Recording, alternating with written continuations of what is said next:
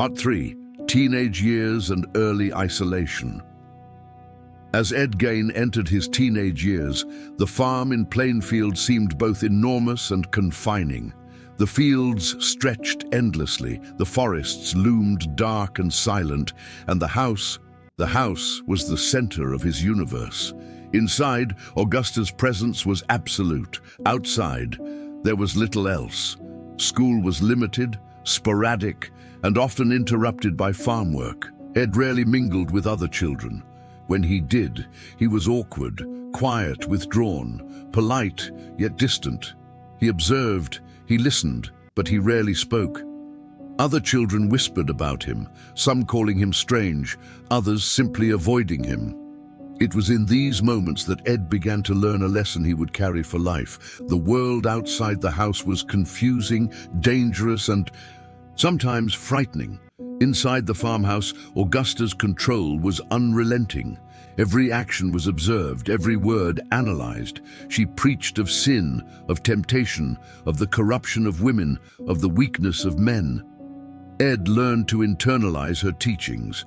Obedience became instinct, devotion became survival. It was also during these years that Ed's fascination with death began to deepen. He would watch silently when hunters brought home their kills.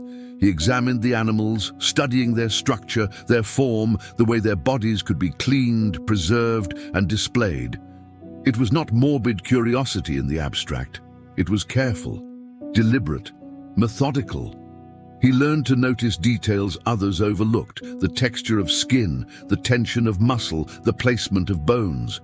All of it fascinated him. All of it intrigued him.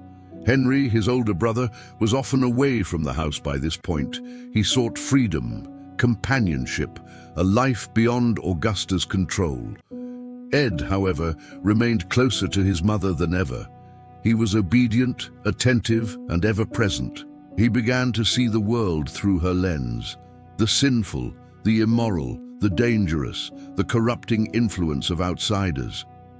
Even within the small community of Plainfield, Ed remained largely unnoticed. Neighbors would occasionally see him working the fields, helping with chores, or walking quietly along the dirt roads. He appeared harmless, almost gentle, but always solitary. Few understood the inner workings of his mind, the depth of his isolation, or the strict rules he had internalized. By the late teens, Ed had become deeply enmeshed in Augusta's world. Her rules were absolute, her warnings were eternal. Her influence reached into every part of his life, and yet at the same time, he was quietly exploring the boundaries of life and death, of form and structure, of what it meant to preserve something beyond its living state. There were small signs of his growing obsession. He would collect bones from animals, carefully cleaning them, arranging them, sometimes hiding them in closets or under the floorboards.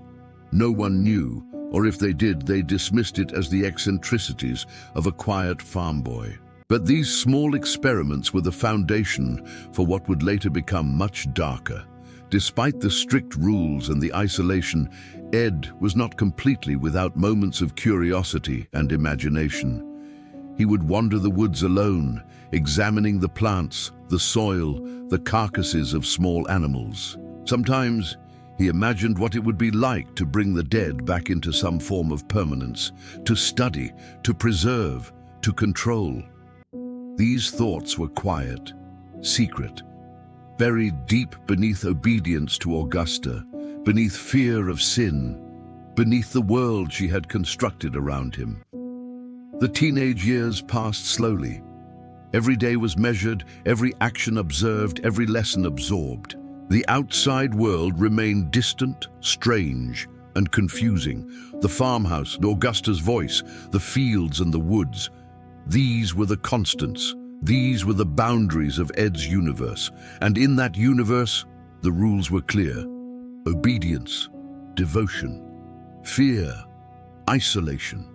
But so too were the seeds of curiosity, of obsession, of fascination with death. Seeds that would, in time, grow into something far more terrifying than anyone in Plainfield could imagine. By the time Ed reached adulthood, he was fully shaped by these teenage years. Silent, obedient, deeply devoted to his mother, and quietly, methodically, exploring the edges of life, death, and the boundaries between them. A young man, trapped in isolation, and a world of his own making, waiting for the tragedies and obsessions yet to come.